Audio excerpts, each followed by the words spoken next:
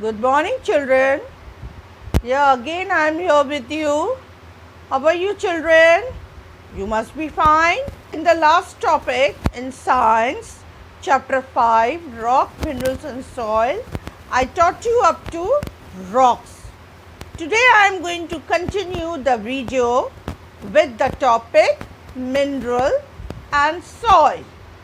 So ready, children? Open your book and with the help of the pictures you can understand about the minerals and about the soil. Minerals. Minerals are the natural substances found in the rocks. They are formed due to natural processes that go on inside the earth.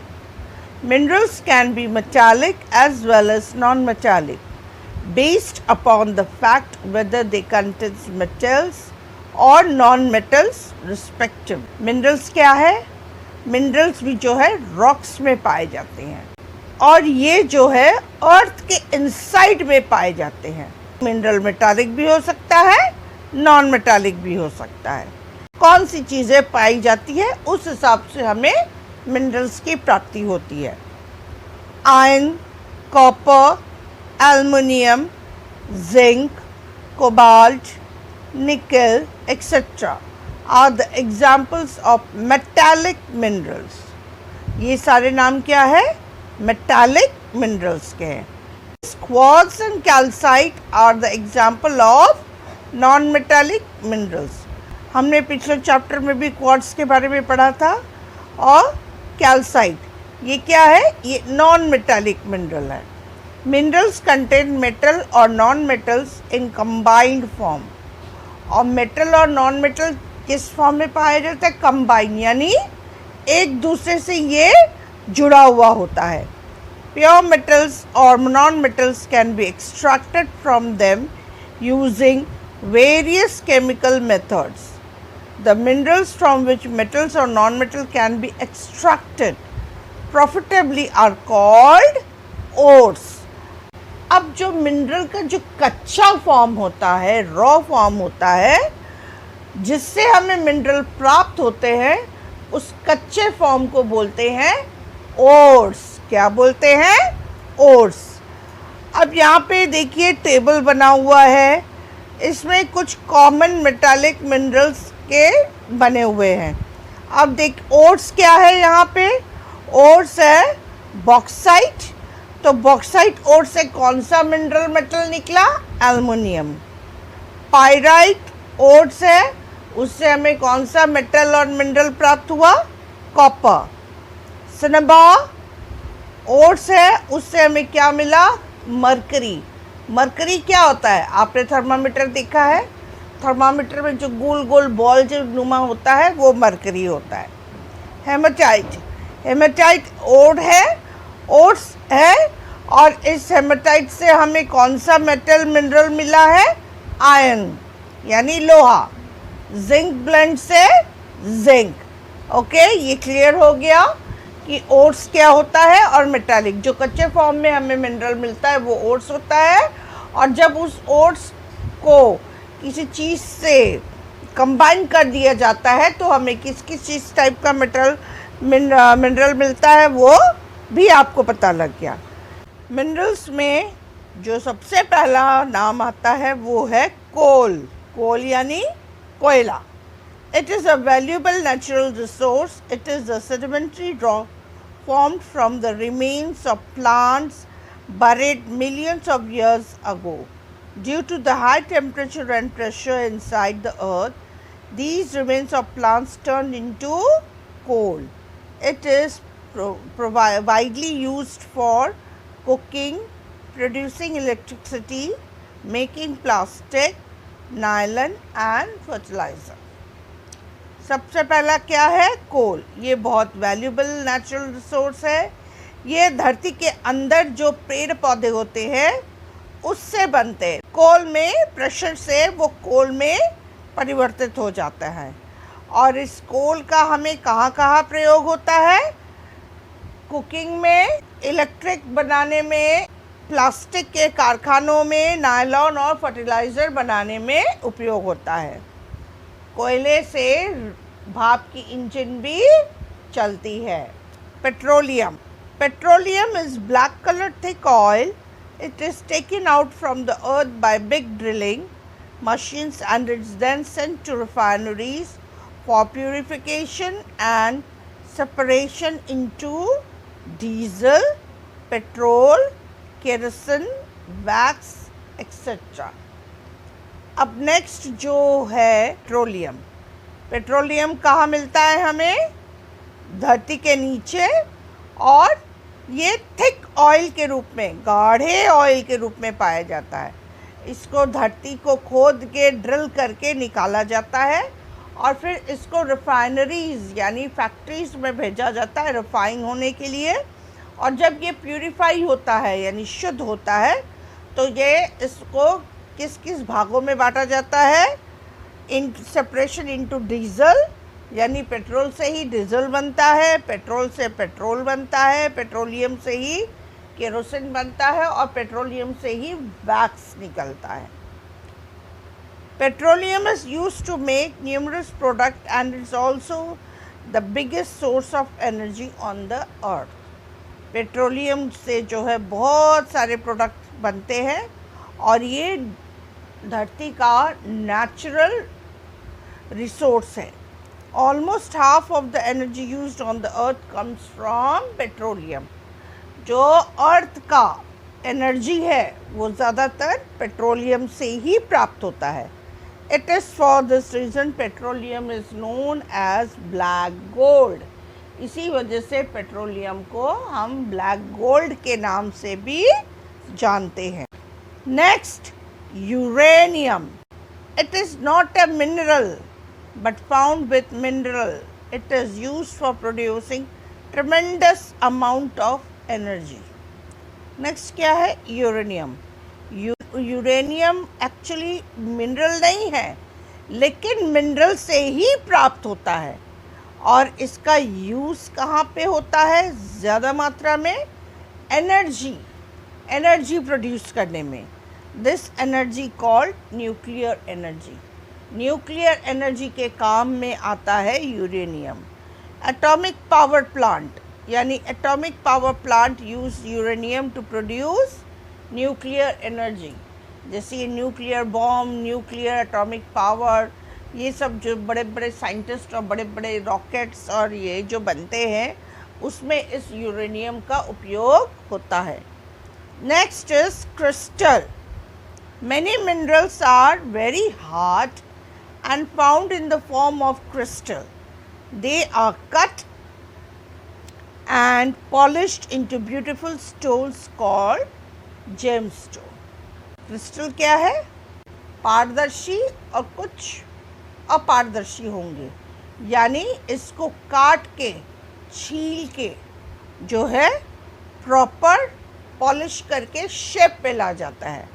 और जब इसको beautiful इस पत्थर को जब shape में लाया जाता है पॉलिश वॉलिश करके, तब वो जेम स्टोन कहलाते हैं, यानी कीमती पत्थर, जैसे diamonds, rubies, emeralds and sapphires are some gem stones used in making jewellery. Next is metals. Different metals are extracted or mined from minerals. We get iron, aluminum, copper and zinc from hematite, bauxite, copper, pyrites and calamine ores. They metals are commonly used for making utensils, यानी बर्तन बनाने के काम, machine के बनाने के काम में, furniture, wires etc. Precious metals like gold and silver are used for making jewelry. बच्चों, अब तक हमने मिनरल्स के बारे में पढ़ा। अब next, soil. Soil is found in the uppermost layer of the earth. Soil कहाँ पाया जाता है? अर्थ का जो अपरमोस्ट लेयर है, यानी धरती की जो ऊपरी सतह है, वो सॉइल होती है। It is one of the most valuable natural resources. Plants grow in the soil. ये भी बहुत अनमोल है। इसी सॉइल में जो है प्लांट्स ग्रो करती हैं। These plants produce food and help to maintain oxygen level in the air. इसी प्लांट से जो है हमें फूड मिलता है और यही प्लांट जो है हमें ऑक्सीजन का भी सप्लाई करता है। Soil is a layer of sand, organic matter and minerals on the surface of the earth with some amount of water and air. Now what is soil? Soil क्या है? Soil मतलब मिट्टी। मिट्टी में थोड़ा बालू भी पाया जाता है, ऑर्गेनिक मैटर भी पाया जाता है, मिनरल्स भी पाया जाता है और पानी के साथ साथ एयर भी पाया जाता है। फॉर्मेशन ऑफ सॉइल, सॉइल बनता कैसे है, फॉर्म कैसे होता है? Soil is formed from the rocks by the action of air, water and sun. Soil कैसे बनता है? एयर, वाटर एंड सनलाइट के एक्शन से ही सॉइल बनता है। The heat of the sun, currents flowing of water and harsh blows of wind broke down the rocks gradually and slowly to turn them into soil. जब पहाड़ों में, बड़े बड़े चट्टानों में हवा, तेज़ हवा का झोंका, तेज़ बारिश और तेज़ सूर्य रोशनी की किरणें पड़ती हैं तो क्या होता है? बारिश से जो है मिट्टी बह जाती है और हवा के झोंके से मिट्टी उड़ने लगते हैं और सन के तपन से यानी सूर्य की रोशनी के तपन से उसमें क्रैक आने लगता है, जिसकी वजह से पहाड़ टूटने लगते हैं और वो धीरे धीरे सरकते हुए नीचे की तरफ आने लगते हैं। इसी को जो ब्रोक डाउन होता है, छोटे छोटे कण बन जाते हैं, वही सॉइल होता है। This process is known as weathering of rocks. इसी प्रोसेस को वेदरिंग ऑफ रॉक्स कहते हैं, यानी रॉक्स के ऊपर वेदर का एक जो दबाव होता है तो उसको वेदरिंग ऑफ रॉक्स कहते हैं। It took thousands of years and rocks into turn into soil, और इसको बनने में हज़ारों साल इनको भी लगते हैं। Next topic is soil erosion. What is soil erosion? Natural forces like wind, rain and running water help in soil formation, but they can harm also in soil as well. अब देखो, जिस प्रकार सॉइल बनने में air, water, running water और सूरज की रोशनी हो सकती है, तो सॉइल इरोजन यानी सॉइल को किस प्रकार से नुकसान पहुंचता है, वो उसका कारण भी रेन, वाटर एंड सनलाइट हो सकता है। At places covered by natural vegetation, there is a balance between the formation of soil and the loss of soil. अब वेजिटेशन का मतलब मैंने बताया था पहले ही, पेड़ पौधा। अगर पेड़ पौधा के बीच और सॉइल के बीच का बैलेंस गड़बड़ा जाए तो सॉइल इरोजन होता है। Often this balance is disturbed by human or natural force. और ये डिस्टर्ब कब होता है? Human being. जब ह्यूमन बीइंग पहाड़ों जंगलों में पेड़ पौधा काटते हैं और जब बहुत ज़्यादा पानी बरसता है, बहुत ज़्यादा, तो उससे भी सॉइल इरोजन होता है। The top soil is remove from the surface. क्या होता है उससे? जो अर्थ का जो ऊपरी हिस्सा है, जो ऊपरी मिट्टी है, वो नष्ट हो जाती है, वो बह के बाहर आ जाती है। The condition of wearing off और carrying away of soil by action of water और wind is known as soil erosion. यही पानी और हवा के कारण जो मिट्टी बह जाती है, बह के निकल जाती है, इधर उधर हो जाती है, उसको सॉइल इरोजन कहा जाता है। As result the soil erosion and the land loses fertility. उर्वर क्षमता है वो घट जाती है और ज़मीन कभी कभी बैरन हो जाती है, यानी बांझ हो जाती है। Land affected by soil erosion can not produce enough to feed all the living being who dwell on it. जब सॉइल इरोजन होता है तो क्या होता है, वहाँ वेजिटेशन की प्रॉब्लम हो जाती है, हरियाली की कमी हो जाती है, जिसके कारण हमारे फूड पे कमी हो जाता है। Therefore know the agents responsible for soil erosion and try to stop for control their action. तो हमें इस सॉइल इरोजन को रोकना होगा। Wind causes soil erosion. In desert, the semi-desert regions where strong winds blow, a lot of topsoil is carried away. This affects the farmers because manure too is blown away. Quite often, the roots of plants lose their soil cover and the plants die. सबसे बड़ा reason soil erosion का क्या है? Wind यानी हवा. इसका बहुत बड़ा उदाहरण है डेजर्ट. डेजर्ट एसएसटी में जब मैंने आपको ड्राई डेजर्ट पढ़ाया था, ट्रॉपिकल डेजर्ट, तो उसमें बताया था कि बहुत वहाँ तेज़ तेज़ हवाएं चलती हैं, आंधी चलती हैं, जिसके कारण क्या होता है, जो ऊपर का हिस्सा है मिट्टी का वो उड़ जाता है. ये दिस अफेक्ट फार्मर्स को होता है. उससे क्या होता है? Manures to blown out. Manure मतलब फर्टिलाइज़र, मैन्योर मतलब न्यूट्रिशेंट. पौधों का जो न्यूट्रिशेंट होता है जो चाहिए वो जो है उड़ जाता है, जिसकी वजह से क्या होता है, प्लांट्स सूखने लगते हैं और डाई हो जाते हैं, और उसका जो वो है रूट्स है प्लांट्स के वो ढीले पड़ जाते हैं और प्लांट्स मर जाते हैं. Second point is running water causes soil erosion. Heavy rains, मैंने पहले बताया था, running water means heavy rainfall cause floods. उससे क्या होता है? बाढ़ आती है. Flooded rivers and running water remove the top soil. बाढ़ आने की वजह से क्या करता है, वो टॉप सॉइल को बहा के अपने साथ ले जाता है. And washes away the soil of the hill slope. पहाड़ से धरती में नीचे की ऊपर ढाल के साथ उतर आती है. This makes the slopes unfit for cultivation. जिससे जो है पहाड़ों में कल्टिवेशन करना मुश्किल में आ जाता है, यानी पेड़ पौधों का क्रॉप्स का उगाना प्रॉब्लम हो जाता है. The Chambal valley of Madhya Pradesh is one of such example. इसका सबसे बड़ा उदाहरण है चंबल वैली, यानी चंबल की घाटी है कि वहाँ पे जो है हैवी रेनफॉल के कारण सॉइल जो है, जो उपजाऊ मिट्टी है वो बह जाती है. A river coming down the hill carries a lot of mud with it. River जो है हिल से जो नीचे उतरती है वो अपने साथ बहुत सारी मिट्टी लेके बहा जाती है. Upon reaching the plant, the flow of the river slows down. It leaves part of the soil on its way. Over a period of time, soil accumulates and makes the river change its course. You may have heard the yellow river in China called Huanghe.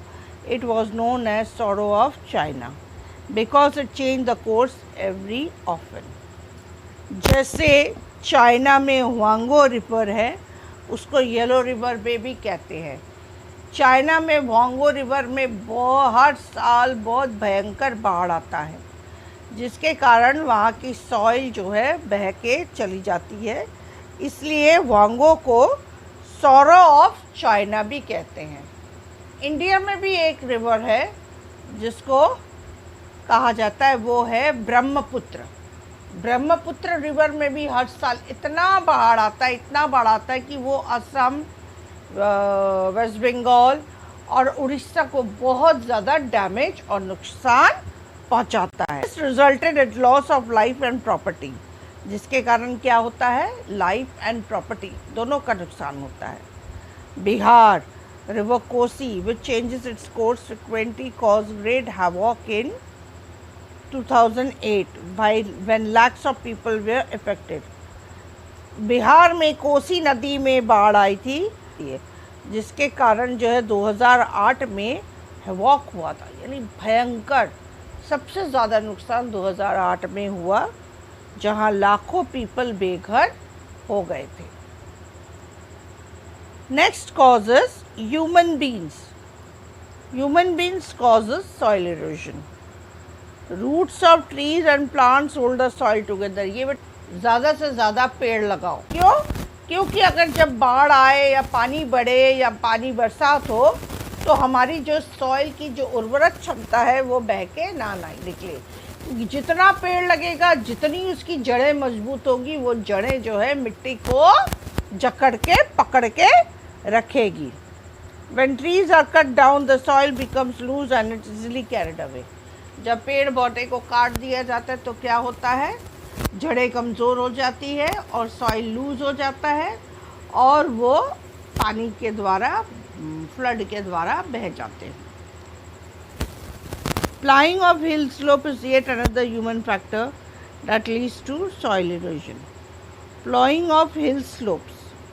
Hill slopes में खेती भी एक factor है। Overgrazing by cattle also causes soil erosion. जंतु जानवर जहाँ सबसे ज़्यादा मात्रा में होंगी तो क्या करेंगी, ये हरे पेड़ पौधे खाती हैं, हरा चीज़ हरियाली चढ़ जाएंगी, तो जब हरियाली बचेगी ही नहीं तो ये भी सॉइल इरोजन का कारण है। Now next topic is soil conservation. अब तक हमने पढ़ा सॉइल इरोजन यानी सॉइल को नुकसान, सॉइल के नुकसान के बारे में, विंड के द्वारा नुकसान, पानी के द्वारा नुकसान और ह्यूमन बीइंग के द्वारा नुकसान होता है। अब इसको बचाया कैसे जा सके, सॉइल कंजर्वेशन मतलब सॉइल को कैसे बचाया जा सके उसके बारे में पढ़ेंगे। The protection of soil and its prevention against erosion is known as conservation. To check soil erosion, barren land should be covered with a variety of plants. Soil conservation का सबसे बड़ा जो साधन है वो है प्लांट्स।